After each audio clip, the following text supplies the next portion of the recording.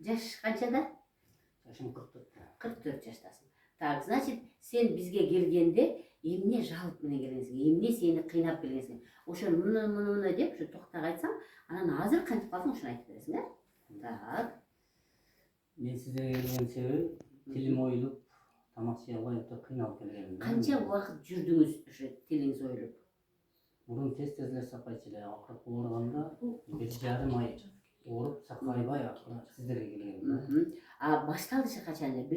2 жыл мурунбу, 1 жыл мурунбу, 6 ай мурунбу? 2 жыл мурун эми тынбай кайталанып турчу да, бир 2 айда, 3 айда, кийин барып кайталанып калды. Акыркы жолу кайталанганда ошол 1,5 ай ооруп сакайбай акыры анан сиздерге жактадым. Так, мындан тышкары дагы эмне кыйначу эле? Мүмкүн ичиңиз катат беле, мүмкүн ичиңизге жел тобот беле, мүмкүн чарчайт белеңиз. Эми аларды онча сезбейт элем, ичим катканын башкаларына. Бирок усталык бар эле да, мындай чарчап. Тамакты жакшы ичет белеңиз? Тамакты жакшы ичет эле. Кайсы тамакты ичкенде ачышып ооруйт эле? Таттуугабы, ачуугабы, сүт коебу, камыр тамакабы? Амыр тамактарды көбүрөөк жегенде ушундай болчу эле да. Көбүп кетчү эле. Молочный анча жебейм. Так, буттар оорубайт, сөөктөр оорубайчу эле. Оорубайт эле. Көздүн, кулактын баары жакшы болчу. Баары жакшы. Жүрөк жакшы. Жакшы болчу, э?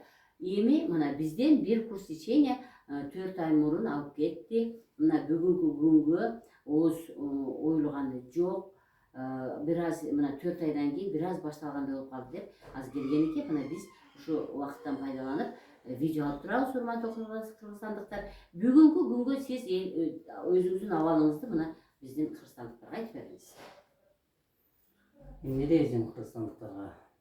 Келиңиздер, негизи кандай десем, естественный дарылар менен дайындалат экен, антибиотикке өтө каршы экен. Лимфомассаж деп, основной массаж менен, перекс водород, сода менен дарылайт экен. Эффект жакшы, Кудайга шүгүр. Так, ошол тилдин оюлганына азыр кыйнабай калды. Мындан тышкары дагы негизги организмде бир жакшы нерсе өзгөрдүбү? Организмде негизи жакшы нерселер өзгөрдү. Өтө жеңил болуп калат экенсиң, баардыгы активный болуп. Кыскасы өзүм мурункуга караганда жакшы сезип калдым да. Мага да бирөө келип айтты эле, эже мен иштегим эле келип калды депчи. Чарчабай, көңүлүм ачылып, иштегим эле келип калды деп айткан эле да.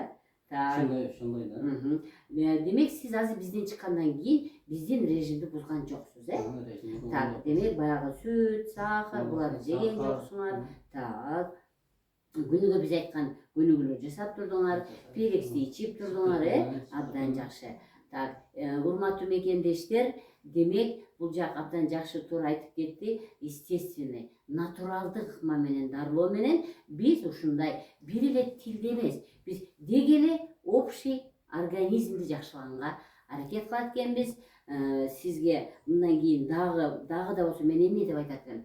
2 жылга чейин. Себеби кандын ичине биз грибокту көп көрдүк беле? Же микробду көп көрдүк беле? Же грибокту болуш керек. Жакшы неме кылган эмесмин, жаным ооруп тур, бирок эми сизге текшертилгенден кийин ушу кандын бузулган экен. Ооба, көбүнчө ооз оюлду деген сөз бул гриппки болот, урматтуу мекендештер.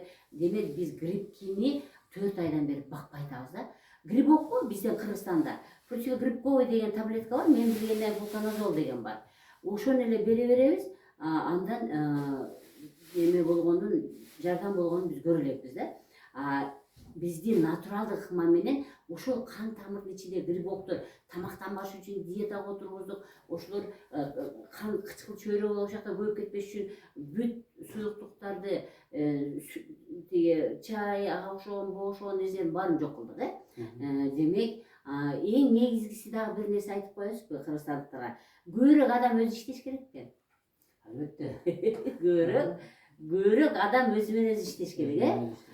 Көнүгүүлөр жасаш керек экен, тамакты жөндөш керек, суу ичиш керек, э? Биз ошол баягы мен мынтип айтып калам да, булактын башын тазалап бергенге аракет кылабыз да. Булак канчалык таза суу чыкса, денеге ошончолук таза кан кетет да. Демек биз булактын башын тазалап бергенге аракет кылат экенбиз дагы, андан кийинкисин адам өзүнө өзү аракет кылыш керек экен, э? Азаматсыз дагы 2 жылга чейин ушундай режимде жашай бериңиз. Эми сиз акырын витаминдерди кошуп баштайсыз. Себеби бир аз болсо да витамин азаят, витаминдерди, микроэлементтерди биз назначить этебиз, ошолорду кошуп баштайсыз. Сизге чың ден соолук каалайм. Рахмат сиздерге дагы, Алла ыраазы болсун. Ишиңизден ийгилик, дайыма ушинтип элдин кызматында жүрө бериңиз.